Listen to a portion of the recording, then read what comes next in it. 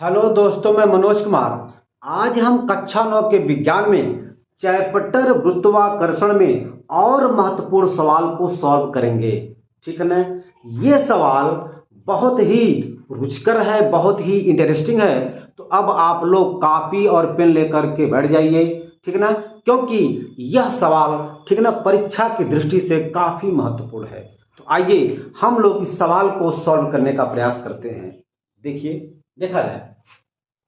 जैसे आपका ये पहला सवाल है, कह रहा है यदि किसी वस्तु का भार 60 न्यूटन है तो उस वस्तु का द्रव्यमान क्या होगा।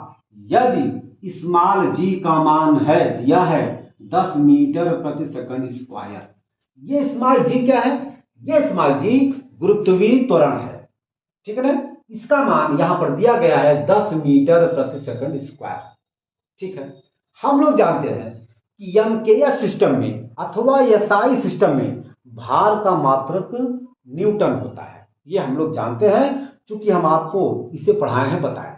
ओके। अच्छा, हमसे कह रहा है कि यदि किसी वस्तु का भार मतलब वेट 60 न्यूटन, 60 न्यूटन है, 60 न्यूटन है, तो उस वस्तु का द्रव्यमान मतलब मास द्रव्यमान क्या होगा, यह हमें बताना है। साथ ही साथ यहां पर स्मॉल जी का मान दिया है 10 मीटर प्रति सेकंड स्क्वायर। आइए बहुत ही प्यार से, बहुत ही सुंदर तरीके से इस सवाल को सॉल्व करने का प्रयास करते हैं। ठीक है। देखा, यहां पर बेटा वस्तु का द्रव्यमान सॉरी वस्तु का भार दिया गया है। वस्तु का भार W ये दिया गया है 60 न्यूटन। ओके। तथा स्मॉल जी का मान, स्मॉल जी क्या है मैंने अभी आपसे बताया, स्मॉल जी गुरुत्वीय त्वरण है। ठीक है ना, गुरुत्वीय त्वरण, गुरुत्वीय त्वरण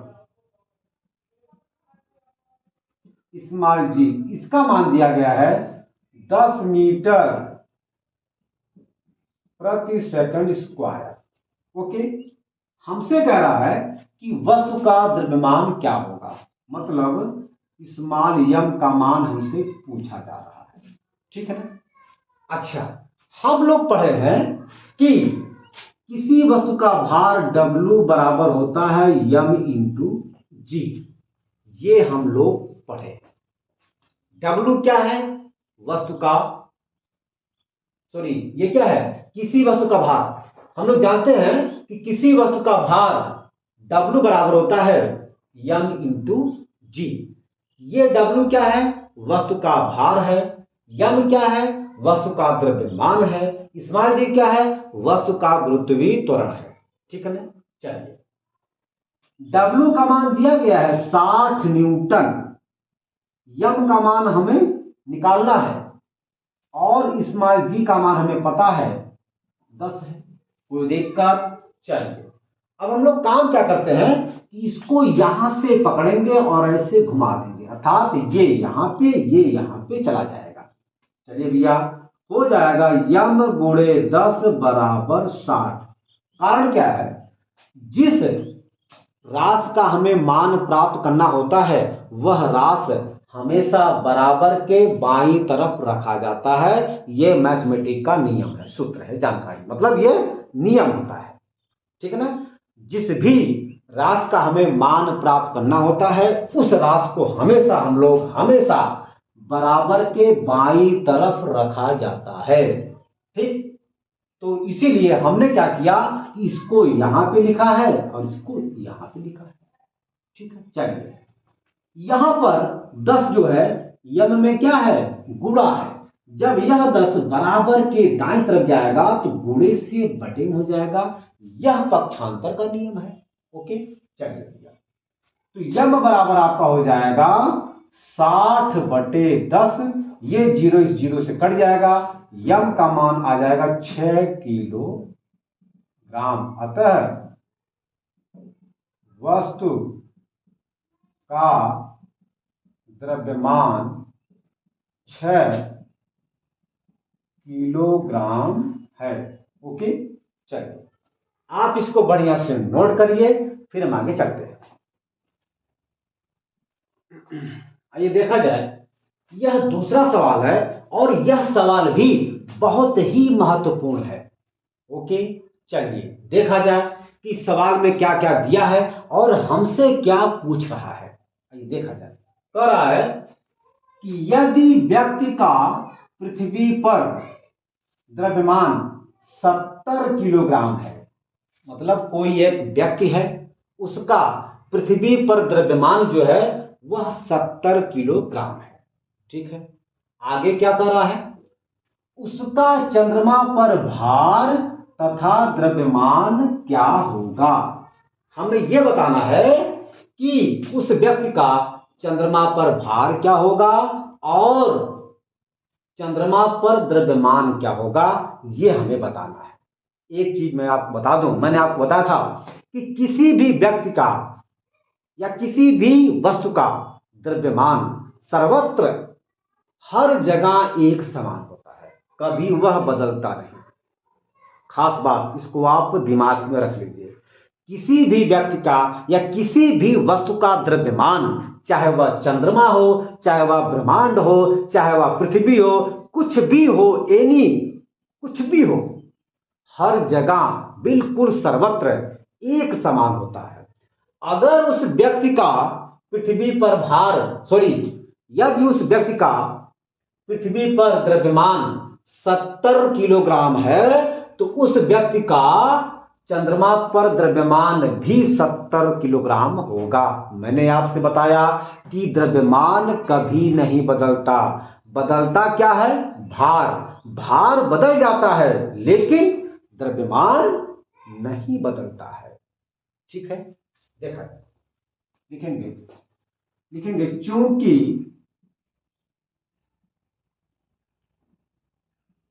द्रव्यमान सभी जगह एक समान होता है,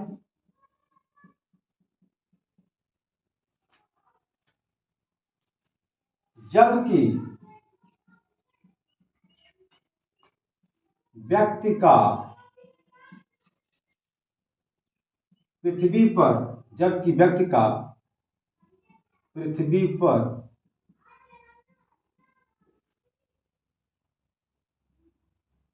द्रव्यमान 70 किलोग्राम है, इसलिए व्यक्ति का चंद्रमा पर द्रव्यमान भी 70 किलोग्राम ही होगा।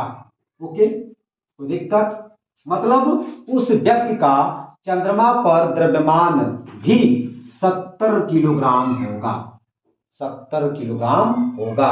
उस व्यक्ति का चंद्रमा पर द्रव्यमान 70 किलोग्राम होगा, लेकिन भार बदल जाएगा।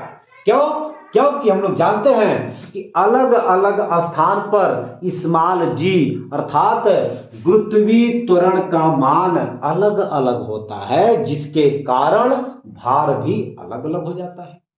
ठीक है ना, मैंने आपसे बताया कि भार तो अलग अलग हो सकता है लेकिन द्रव्यमान सेम होता है। चलिए भैया, हमने आपसे बताया था कि किसी भी व्यक्ति का चंद्रमा पर भार उस व्यक्ति के पृथ्वी पर भार का 6वां भाग होता है। जैसे मान लीजिए हम मान लेते हैं कि किसी व्यक्ति का पृथ्वी पर भार बराबर 60 न्यूटन है, ये हम मान लेते हैं। किसी भी व्यक्ति का हम मान लेते हैं कि पृथ्वी पर भार 60 न्यूटन है। हमें यह बताना है कि इसी व्यक्ति का चंद्रमा पर भार क्या होगा। लिखेंगे चंद्रमा पर भार यह होता है पृथ्वी के भार का छठवां भाग अर्थात 60/6, 6 कम 6, 6 दहाने 60, मतलब 10 न्यूटन, 10 न्यूटन। ओके, तो इस व्यक्ति का चंद्रमा पर भार 10 न्यूटन हो जाएगा, जबकि उसी व्यक्ति का पृथ्वी पर भार 60 न्यूटन था। तो हमने आपसे बताया कि यदि किसी व्यक्ति का पृथ्वी पर भार 60 न्यूटन है तो उसी व्यक्ति का चंद्रमा पर भार पृथ्वी के भार का छठवां भाग हो जाता है। कहां पर? चंद्रमा पर। ठीक ना। आइए, हमारा सवाल जो है कुछ दूसरा है। कह रहा है कि यदि व्यक्ति का पृथ्वी पर द्रव्यमान 70 किलोग्राम है तो उसका चंद्रमा पर भार तथा द्रव्यमान क्या होगा, जबकि स्मॉल जी का मान दिया गया है 9.8 मीटर प्रति सेकंड स्क्वायर। तो हमने आपसे बताया कि हर जगह, प्रत्येक जगह द्रव्यमान तो सेम होता है लेकिन भार बदल जाता है, ये हम लोग जानते हैं। आइए देखा जाए, तो लिखेंगे व्यक्ति का चंद्रमा पर भार ये हो जाएगा बराबर पृथ्वी पर भार का छठवां भाग। ओके, आइए, अगर किसी व्यक्ति का पृथ्वी पर या किसी व्यक्ति का द्रव्यमान 70 किलोग्राम है और गुरुत्वीय त्वरण 9.8 मीटर प्रति सेकंड स्क्वायर है तो उस व्यक्ति का पृथ्वी पर भार हो जाएगा m इंटू जी, द्रव्यमान गुणे गुरुत्वीय त्वरण। ये तो पृथ्वी पर भार है, और अगर हम 6 से भाग दे देंगे तो यह अब चंद्रमा पर भार मिल जाएगा। यह आपका पृथ्वी पर भार है। व्यक्ति का पृथ्वी पर भार, ठीक है ना। और ये पूरा क्या हो जाएगा, पूरा जो है ये चंद्रमा पर व्यक्ति का भार हो जाएगा। चलिए भैया, आइए, यम का मान दिया गया 70, जी का मान दिया गया है 9.8 बटे करेंगे 6। ओके, चलिए अब हम इसको थोड़ा सा यहां लिखेंगे, क्योंकि हमारे पास जगह तो है नहीं, यहां लिख देते हैं, ठीक है ना। चलिए, तो